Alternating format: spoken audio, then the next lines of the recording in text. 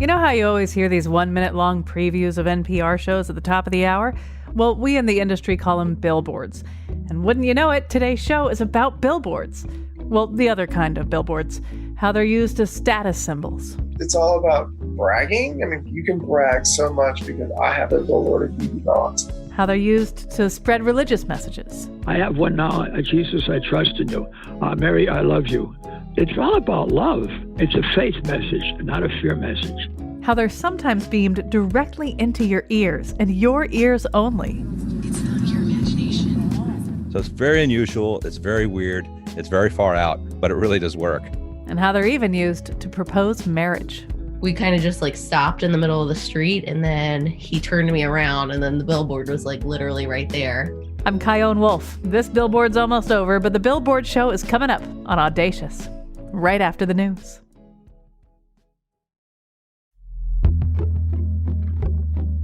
From Connecticut Public Radio in Hartford, this is Audacious. I'm Kyone Wolf. Recently, I was binging this podcast, Dr. Death. It tells the story of two doctors who, for reasons mostly unknown to us, caused severe harm and death to people under their care. To advertise the first season, the production house for the podcast, Wondery, put up a giant digital billboard right next to one of the hospitals where one of the doctors worked. The hospital that was accused of not doing enough to stop him. That was a bold move on behalf of Wondery, so naturally people posted about it on social media. Clear Channel, who owns and operates that billboard, got wind of all this, and within hours of that first tweet, shut it down. No phone call to Wondery, no explanation, just gone. The controversy about the removal of the ad and the story of the podcast then exploded. In the end, the fact that the billboard was removed likely got the podcast and the hospital's part in the story even more attention than had it been left up. And that's when I thought, billboards. So today, I look at how people are using billboards and how billboards are using us. You'll meet the inventor of speaker technology that can be put on billboards and aimed directly at you and only you. You'll meet a man who proposed to his girlfriend with a billboard successfully, and you'll hear what she thought of it. And you know those I love you, Jesus billboards you see on highways around our state? Meet the 88-year-old retired priest who's been putting those up for over 40 years. But first, a little billboard history from Gino Sesto. He's the founder of Dash 2, a digital and outdoor advertising agency based out of Culver City, California. I read an article he posted about how the earliest known billboards go back 5,200 years to the Egyptian city of El-Kab. So I asked Gino, way back then and there, what were they selling? Well, I wasn't around. But, I mean, obviously the way they communicated was hieroglyphics on stone. They were boasting their world dominance at the time on some hieroglyphics. And the scholars assumed it was a billboard, the first billboard, primarily because of the way it was written. It was so audacious and so big and bold. It didn't match the other hieroglyphics at the time. And so it was assumed, and it rightfully so, in my opinion, that it's an ad. It's the first known ad, period. I mean, there was no radio, print, television. So outdoor advertising is the oldest form of advertising. Let's jump to the 1440s in Europe and the ever-clever Johannes Gutenberg. What was his deal? I mean, he invented the printing press, and I have to assume, it's free advertising. So I have to assume once that printing press was invented and someone could write something on a piece of paper, there was advertising. That was the first form of, in my opinion, wild posting. Wild posting? People wild post when they have a garage sale or whatever, or they lost their cat. They're wild posting. When we start talking about billboards being put up in the way that we know them, what kind of things would we see on billboards, the big ones? Obviously, the best known was the circus. P.T. Barnum in the 1830s started posting ostensibly the most popularization of billboards, notifying people the circus is coming to town. Hey, that's probably where the expression came from. The circus is coming to town. And P.T. Barnum took it to the next level in terms of the power of the billboard. Just a quick, colorful, 2-second statement that something is happening. A good billboard is a colorful, short sentence. That's it. But still, to this day, people can't get that right too often. They want to write a whole paragraph on a billboard, but I digress. I want to shimmy to the 1900s when billboards really started blossoming. I'm wondering if you could talk about how big this industry is becoming at that point. The early 1900s, you started to see major advertisers like Coca-Cola and cigarette companies and snake oil salesmen stuff being posted. They always had good money for ads, those snake oil salesmen. Right. But you started seeing major brands advertise, and it really, you brought it from the circus to like real legitimizing it as a form of advertising. And frankly, I would venture to say that some of that creative is probably some of the most timeless creative ever done. The early 1900s with the hand painting and just, how often do you drive around San Francisco or New York and you see a hand painted something from the early 1900s and you just think how beautiful that must have been back then. What were those billboard groups that were forming at the time trying to achieve? The mission was to standardize the billboard sizes because you had people all around the country doing different industry term specs. So they were trying to like make it more standardized so it was easier for major advertisers to buy it. If you're running different ads all around the country, different sizes, you're just confusing people and it just makes everything so much more difficult. So that and bringing it to the forefront, and I'm assuming they were probably doing some political activation, with Congress and stuff like that.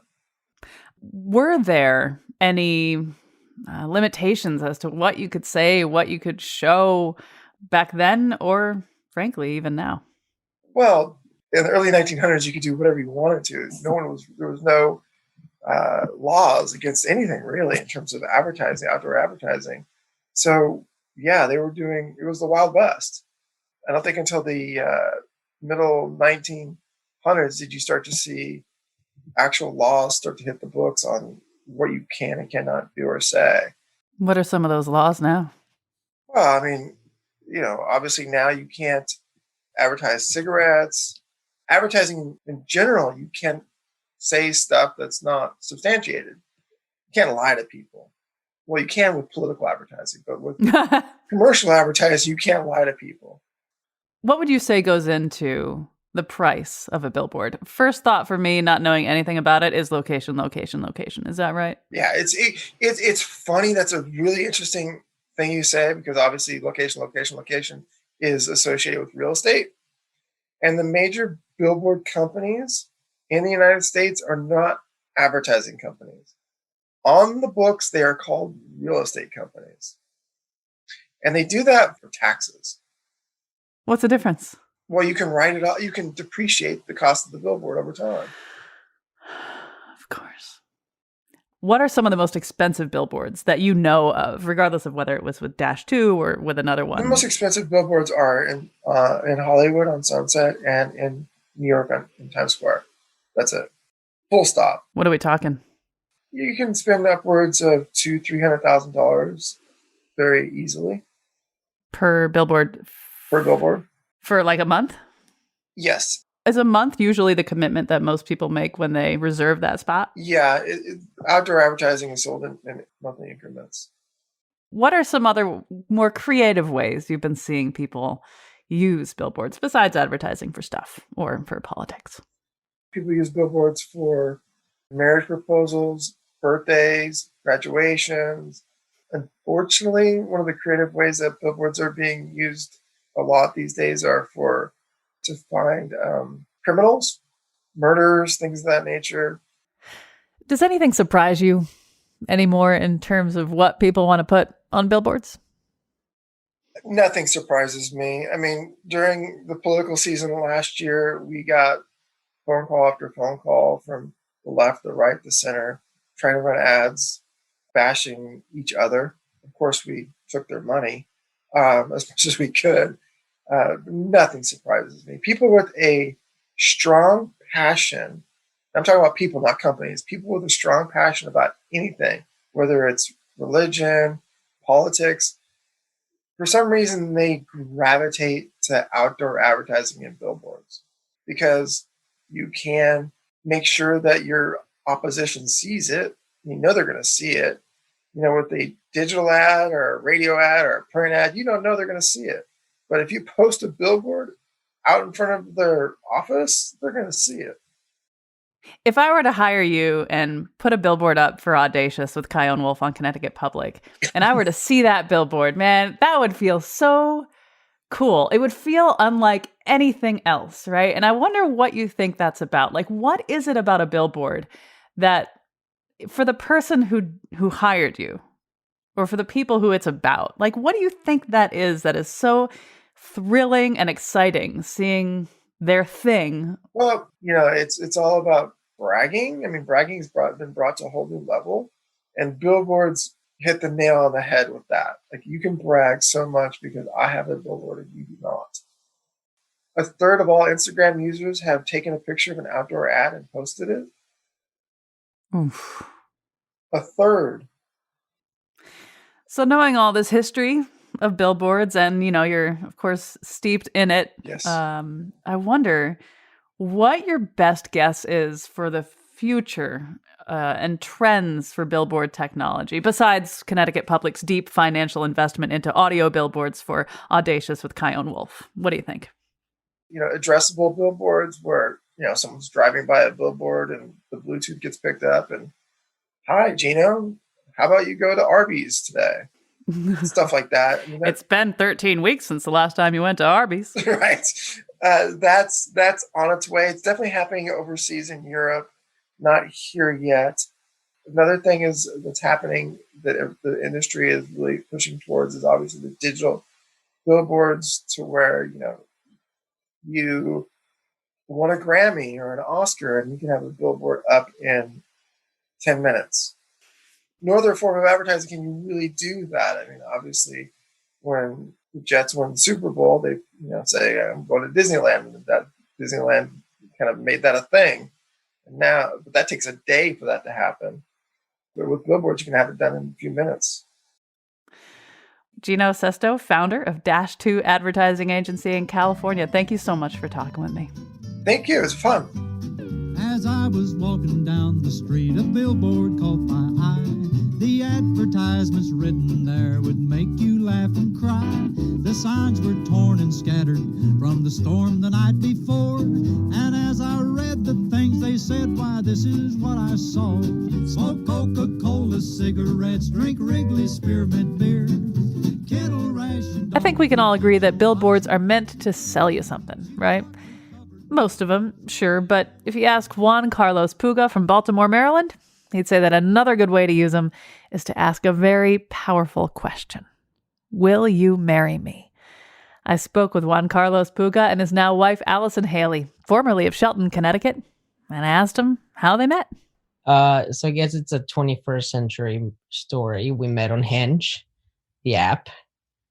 And we met at a neighborhood bar in Baltimore City, and we had a great time. Mm-hmm. And just never looked back from there. Now, at what point did you realize this is the person I want to spend the rest of my life with? Probably after our first date. I was at awe at how amazing. I'm serious. I'm not ashamed. I feel like the first date, I was just like, this. She's a genius. She's beautiful.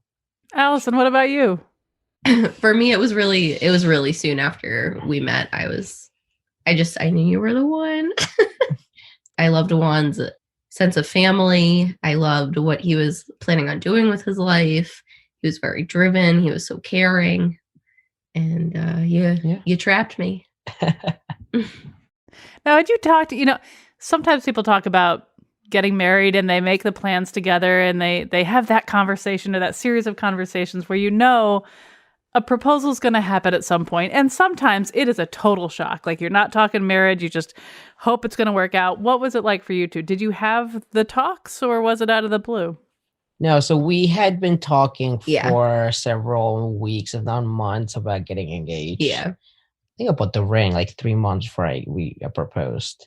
And I was just trying to brainstorm how I was going to do it. I went through different iterations, and Halloween is by far our favorite holiday. So I had to wait until Halloween. And then one of my best friends works in the billboard industry. And I remember I was talking to him, and he was like, "Oh, why don't we do a billboard?" And at the time I said, like, is this attainable? Like, is it feasible? Can I afford this? There's a price for everything. Yeah. Yeah. And yeah, I mean, his company was awesome. They had their graphic designers do what went up, and then we had like different iterations of it. Yeah, tell me about what it was that you knew was going to be on that billboard. So Halloween, I like sugar skulls. So I'm Mexican, so that's part of it's our Halloween. And then we have 3 cats. And the 3 cats are in the billboard. Well, in the form of skeletons. Skeletons, yeah. I guess. Yes. Yeah, so it's 2 skeletons. I'm kneeling over, asking her to marry me. And it says, "Allison Haley, will you marry me?" Allison, when you saw this billboard, what went through your mind? So, like Juan said, we had talked about getting married beforehand. And so I kind of felt like I knew that the proposal was coming, but I just had no idea when or like what he was going to do. And he kept telling me like it was going to be in the spring because we were going to go on vacation and blah, blah, blah. So I wasn't really prepared for it. Actually, I think you told me that we were going to like a law school event or something at his law school. So we were walking there, and then we kind of just like stopped in the middle of the street, and then he turned me around, and then the billboard was like literally right there. And then he asked me to marry him, and I was like immediately just yes, because, you know, obviously I'm in love with you. And that was my dream. And then I see Evan, who is our friend who like works for the billboard company. He's like across the street snapping pictures and everything, like behind a car. And then we went to this bar down the street afterwards and celebrated with all of our friends and Juan's family. And it was pre-COVID, so it was a lot of fun. Yeah, I remember those days vaguely. Yeah, the before times. Now, Juan, a billboard is a hell of a public thing to do, and not everybody is into the whole public proposal thing, right? I am into it. Like, if my wife had sky written, "Will you marry me?" I would have been cool with that, but some people aren't. How confident were you, not that she would say yes, because you knew that, but how confident were you that this kind of public proposal would be something she'd be down with? I don't think I knew. I mean, I was ready to face the repercussions if she hated it. As long as she said yes. Yes. But I just thought it was so funny, and it was so much fun. I feel like we are not big public people, but we are fun people. I feel like this whole thing was kind of fun. So yeah, it's definitely outside of our comfort zone, I think. And it actually wasn't, of course, like everybody saw the billboard who was like driving by and everything, but the moment was actually very private. Yeah. And there wasn't anybody walking around on the street. So I really liked that. That was really nice. How long did it stay up for? Almost 3 weeks. So you got to walk by it and see it for all that time. So how did it feel seeing it after all was said and done? It was fun. I actually, that's the road where there's a bike lane from school to home, and I rode by it every day for 2 or 3 weeks. And it was fun when her family came over, and it was like the attraction. It was like, oh, we got to walk over to the billboard, take pictures. And there's like pictures of every single family member by the billboard.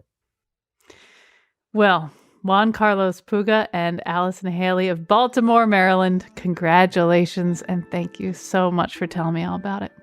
Thank you. Thank you. You can see the joyful photos of Juan and Allison in front of that billboard at ctpublic.org/audacious. When we get back. An ad agency company came to us and said, we want to put whispering noises from a billboard and have it whisper voices to people walking down the street. And we're going to do this in the middle of Manhattan from a rooftop. I'm Kyone Wolf. This is Audacious. Stay with me.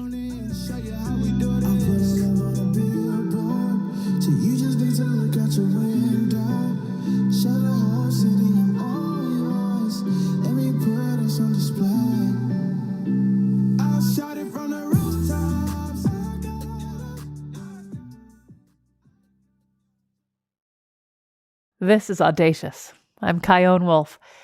Billboards are a powerful thing. We found out in the last segment that we know they've been around for over 5,000 years, and chances are, if humans as we know ourselves continue to exist, they'll be around for another 5,000 years. Or until the sun explodes. The ultimate billboard of destruction, advertised to, well, probably no one. Anyway, imagine, if you will, you're walking downtown in a big, bustling city and you hear a billboard. Get even faster results with Pantene Expert, our most intensely concentrated Pro-V formula. The new Lexus IS. Experience amazing at your Lexus dealer. Hot Pockets! It is loud. I mean, it has to be, right? That ad has to compete with cars and their horns and their music, sirens, people talking. And maybe you don't pay much attention to it. Maybe you do, but you do know for sure that at least everyone around you is absorbing that sweet, sweet Hot Pocket jingle too. But what if you were the only one hearing Hot Pockets? Dr. Joseph Pompey is the founder, president, and CEO of Holisonics, and he invented something called audio spotlight technology. And it's just what it sounds like. I asked him to tell me about it. The way sound is created with the audio spotlight is physically fundamentally different than any other sound that you'll ever hear. Most sounds, all sounds, other than our technology, come from the direct vibration of air. Something moves and the sound waves travel through the air and get to your ears where you hear it. Very straightforward. With the audio spotlight technology, we instead use ultrasound. And we use a beam of ultrasound because it's very easy to control. You can make ultrasound into a narrow beam much easier than you can make regular audio into a beam because the wavelengths are very short. So we can create a beam of ultrasound, but it's way outside of your hearing range.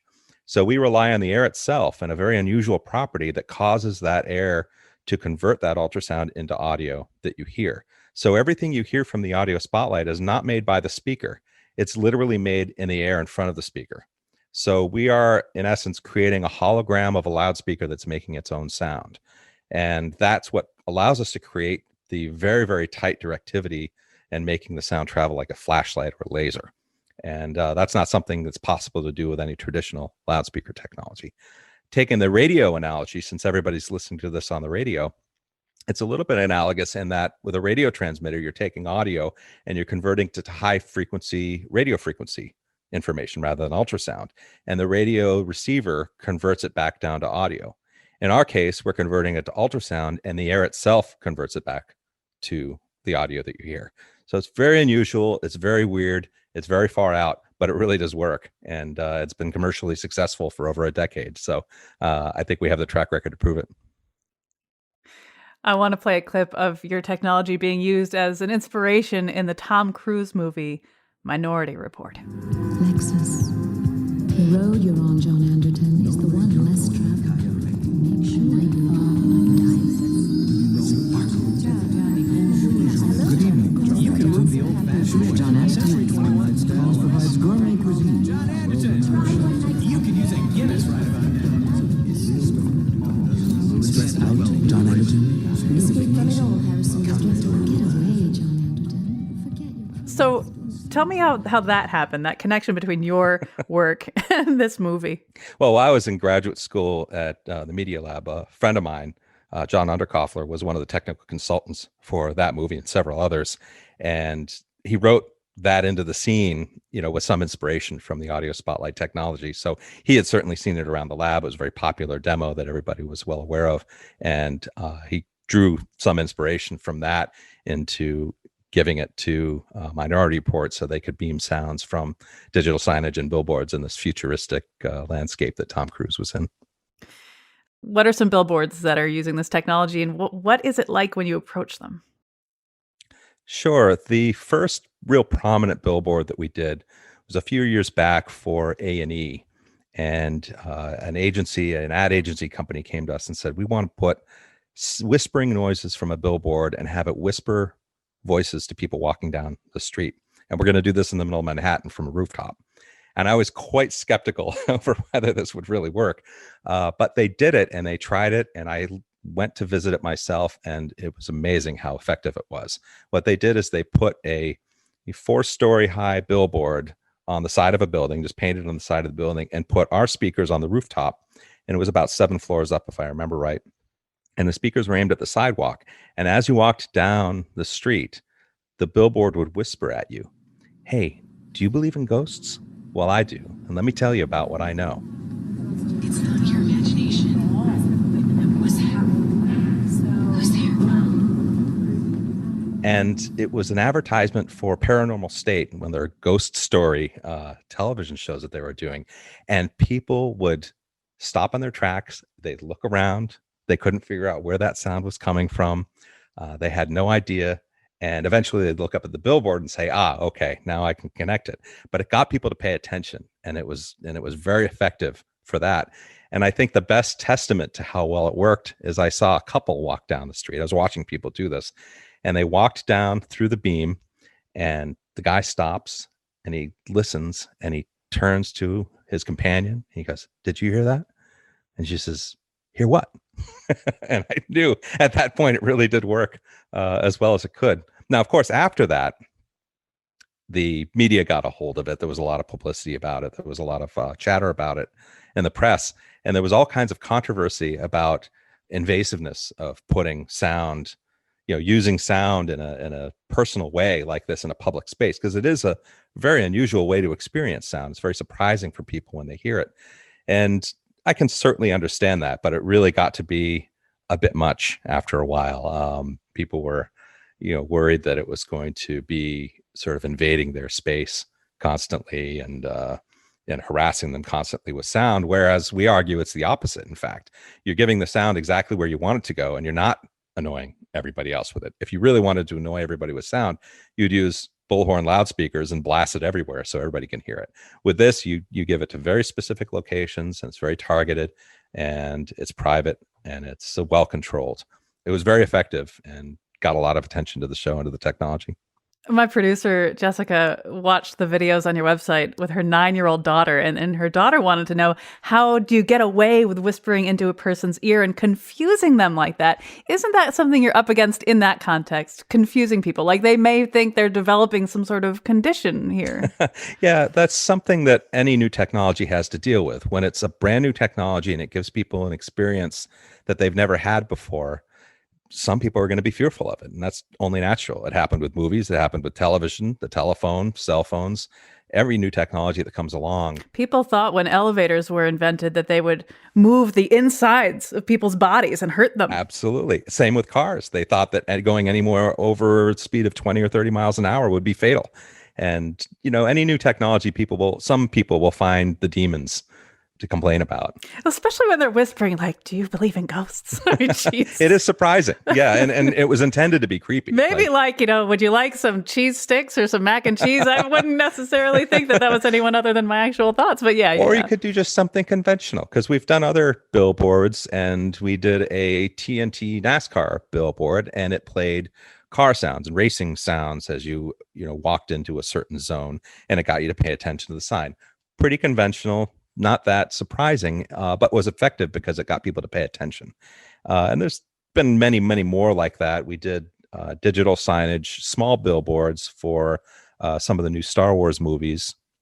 Over in Hong Kong, they used our audio spotlight speakers to beam sounds from the trailer and combined with video screens out in public and bus stops and outdoor locations. And it allowed them to use sound in places they couldn't because of the noise problems that would normally exist. So it was really a very successful campaign that way, and no controversy was involved there.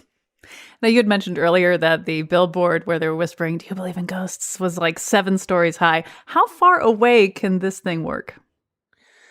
It really depends on how much background noise there is. In downtown Manhattan, there was a fair amount of background noise. So it was surprising that you could hear it as well as you could from that distance. But, hundreds of meters if you have enough power. And we used 2 speakers, which gave twice the power that normally what you would have. But I think the first experiment we did was audible to 200 meters. And I've never bothered measuring it further than that. It's far enough, but I don't really know. It really depends on what the background noise is, what you're playing, that sort of thing. It's a bit like asking, how far does a flashlight shine? It's like, well, is it daytime? Is it nighttime? What else are you looking at? That sort of thing. Well, I think about, when we talk about advertising, and I think about planes doing skywriting and, pulling banners. If a plane could have one of your speakers and effectively aim it down, the kind of propaganda. That might be a bit ambitious. I'm not sure we can go quite that far. I think in the 100-meter range or so is probably a practical limit, as at least for our off-the-shelf products. We could probably make something more powerful if we really needed to. Some military grade. Yeah, there's always possibilities, but for at least what we have off the shelf, a couple 100 meters is probably a reasonable practical limit, unless we did some special, much more powerful designs. That does lead me to my next question, though. What you hope to be the future of all this. I mean, you've got a there that you've successfully launched and used it IRL, and you must be thinking about what's next for this technology, yeah? Oh, we always are. And we have to do two things running a business with a new and unusual technology. One is we need to support the business. We don't have any investors or anything. We never have had investors. So we rely on product sales to be successful. So we focus on what are the practical uses of the technology now. And those practical uses are primarily to provide sound in a shared environment without creating noise that would bother other people. So we have museums, digital signage, corporate lobbies, other kinds of shared places where they want to use sound, but they don't want to create noise that would bother others. Or they want to use lots of different sounds in the same space and not create a cacophony of noise.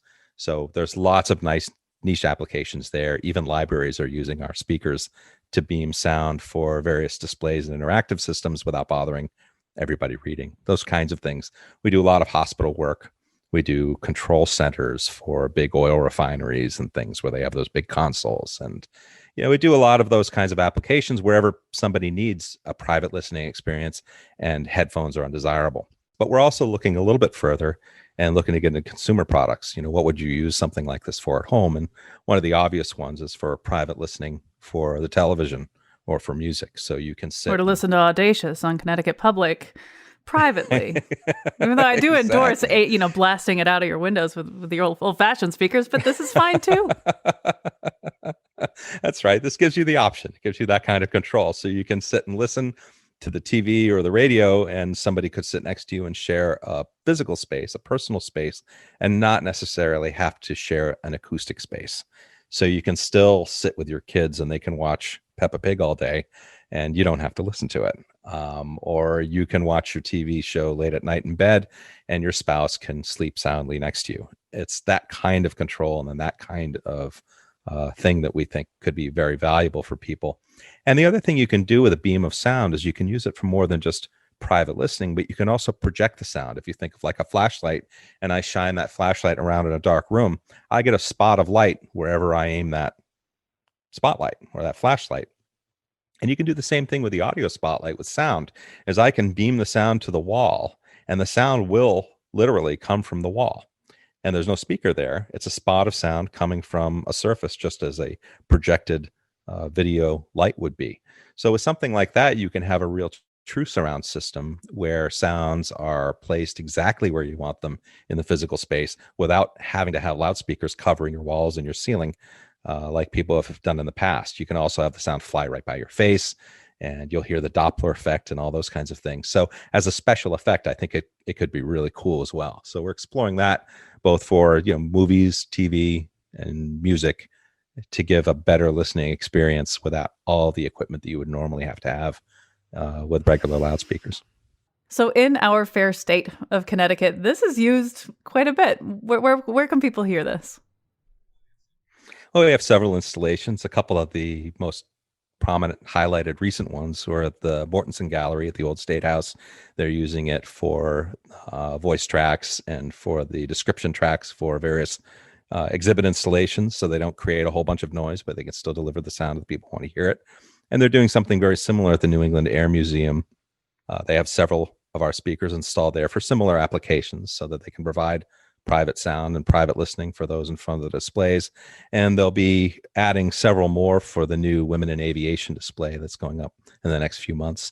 And we're seeing a fair amount of adoption, people getting ready to reopen after COVID, getting ready for the crowds to come back. So they're excitedly using our speakers for a lot of those kind of applications to welcome their guests back. Now, what if I were standing in front of these speakers at the old State House? I don't know, would I know that I was listening to something aimed directly at me? Probably not until you started to move. If you're just listening to it, the only unusual experience that you have with most soundtracks is it sounds like it's right next to you. It almost sounds like it's inside of your head, and that doesn't depend on how far away the speaker is. And that's kind of an interesting quirk about the technology, is that the way your ear hears how far away something is primarily how much reverb or echo there is and the sound that reaches you. So if I shout to you across a big room, you hear a bunch of echoes right after my direct voice, and that tells your brain that I'm far away. But with our speaker, there's no room interaction, so it goes straight at you. So there's nothing telling your brain it's far away, so it sounds like it's inside your head. But other than that, no, you wouldn't tell the difference until you took a step to the left or right. And when the sound disappeared or became barely audible, you would say, there's something special in this location. And certainly if you turn to the person next to you and say, do you hear what I'm hearing? And they say, I didn't know you're listening to anything. Yeah, you'd know that it was something unusual. But we try to make it sound just like a regular speaker. Well, Dr. Joseph Pompey, founder, president, and CEO of Holosonics, and the inventor of the audio spotlight technology, thank you so much for talking with me. It's been a pleasure. Thank you for having me on. After the break. It's a parish without boundaries. That's what Billboards says. I constantly get people telling me I don't do much praying, but when I'm in a car and I see your billboard, you got me to pray. I'm Kyone Wolf. This is Audacious. Be right back. You think that God reads the billboards, sorting fluorescent light. This is Audacious. I'm Kyone Wolf. Today we're talking about billboards. If you've ever traveled on I-84 or I-91 in Connecticut, you've seen billboards that say things like, Mary, I love you, or I love you, Jesus, or Jesus, forgive me. Underneath those messages, you'll see Father Ed Nadolny and his phone number. I wondered what would happen if I called. So I did. Hi, this is Father Nadolny. I'm not in right now, but please leave your telephone number because we don't have caller ID on my phone. And I'll pray for you for life if you do that. And God bless you. The mailbox is full and cannot accept any messages at this time. Goodbye. Father Nadolny clearly is a popular guy, so after my producer Jessica found his email, we arranged for a phone call. When we connected, I asked him, who is he? I was born at a very early age, and I'm a priest now. I'm closer to the tomb than I am to the womb because I'm 88 and I'm trying to shape up before I ship out, so I'm praying a lot more. I was ordained in 1959, and I've been a pastor 7 times. I was director of radio and television for 15 years. And billboards, I've been putting up billboards before you were born for over 40 years. And I started, one day I put up 70 of them. And but at that time, you can only put it up on paper, so it only lasts 30 months. But now that they have vinyl, you can put up as long as you want. So tell me about these billboards. What's on them? So I've had all kinds of billboards. Like I had my friend Medina, who died shortly after I held her in Ethiopia. There was no water, and she was 9 years old, and she looked about 3. And I was saying, my first one for raising money was, Medina's thirsty. Could you help me build wells for Medina? And we raised $350,000. And so we put in 100 wells in Ethiopia. So that was when I was trying to hustle money. But most of the time, I'm trying to hustle people back to God. Right now, I have one that's, I love you, Jesus, I trust in you. This is my body, this is my blood. Another one, I love you, Mary. These are just, so what we're trying to do is to make people aware of God's presence while they're driving. And with my billboards in the 5 or 6 different cities, we have over 2 million cars that go by. Tell me about the kind of calls you get from some of those 2 million cars. Adultery is very popular. Unfaithfulness is very popular. And this guy was crushed. He was married and ended up crushed, and he felt so guilty. I can't forgive you on the phone, but I can give you a blessing. And so I helped him. Or the guy who picked me up in Hartford on one of the billboards, and we talked until we got to New Haven. And he says, I'm gay. And I said, well, I'm heterosexual. You go your way, I go my way, but we're both going God's way. because we are created by God in his own image and likeness. And God made you just the way you are, a beautiful person that you are. And nobody ever told him that he was a beautiful person. That being gay is a gift from God. It's not a curse, but a gift. And he invited me down to Greenwich Village there, where he plays the organ or something like that. Well, I can go on with Father, my wife just left me. Father, I've got cancer. Father, my son's on drugs. Father, I'm possessed by the devil. Father, my son just committed suicide. It's a parish without boundaries. That's what Billboards is, plus TikTok and Instagram and Facebook. But as far as the Billboards, I constantly get people telling me, Father, I don't do much praying, but when I'm in a car and I see your billboard, you got me to pray. So the billboard is a kick to pray. When you hear your phone ring, what goes through your mind before you pick it up? Jesus, help me help that person, because nobody ever calls me up and say, Father, how you doing? They're not interested in me. I'm here. They're interested in my service. All I can do is listen. The essence of communication is listening. So to answer your question, when a person rings, I said, Lord, help me listen to this person who is hurting. I try to pray and listen when they call.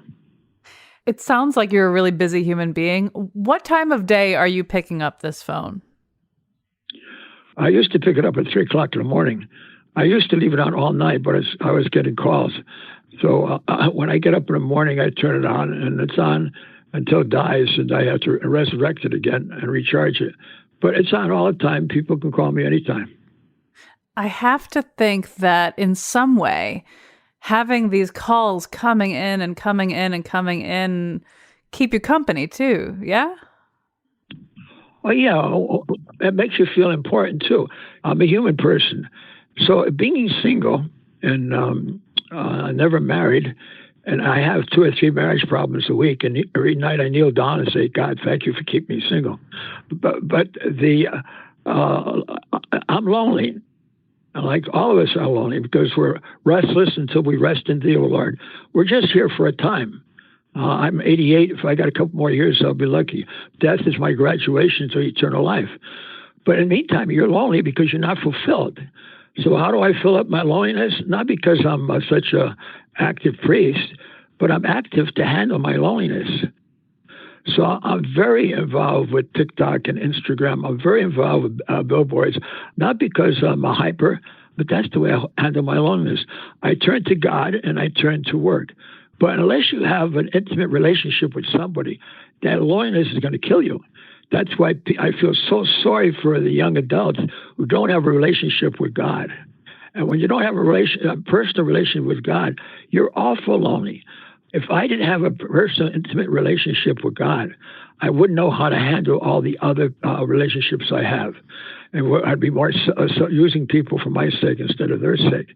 And if you have an intimate relationship with somebody, you want to please that person. And how do you please that person? By reaching out to other people, being very active, handles my loneliness, and also handles my relationship with God. God motivates me to go out to listen to people.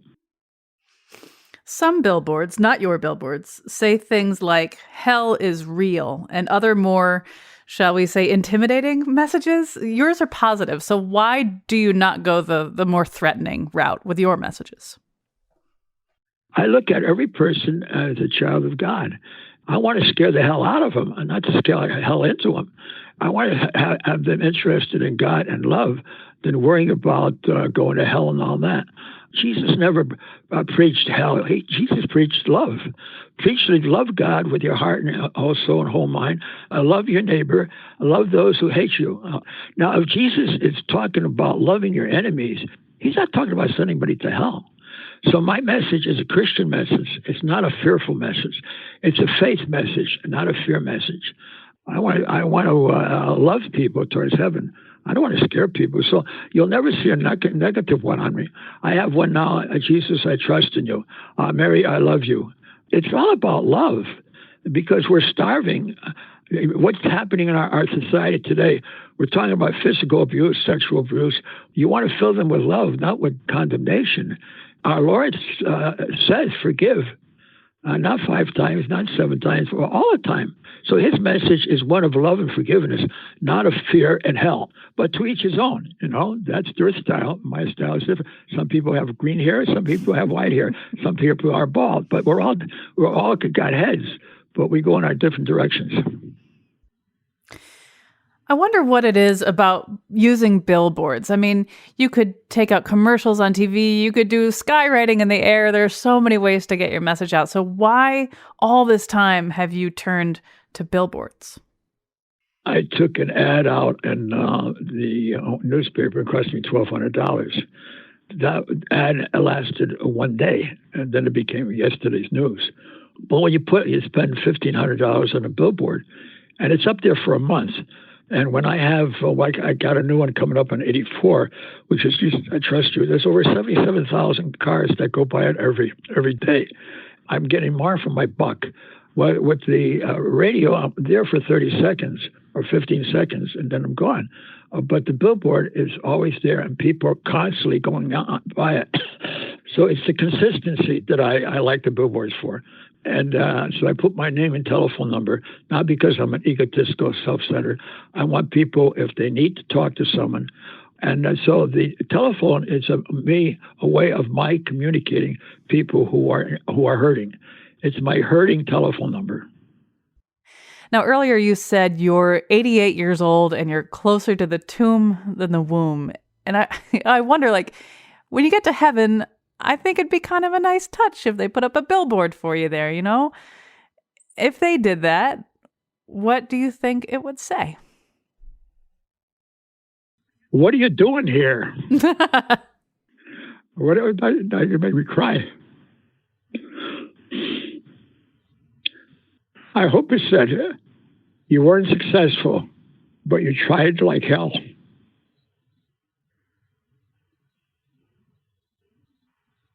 You weren't successful. God will never judge me on my success. God will judge me how much I tried. And as long as I'm trying, I'm not successful, but I'm pleasing him.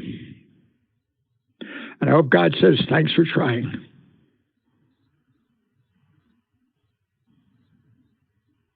Are you still there? Yeah, sorry. I was just thinking about what you said.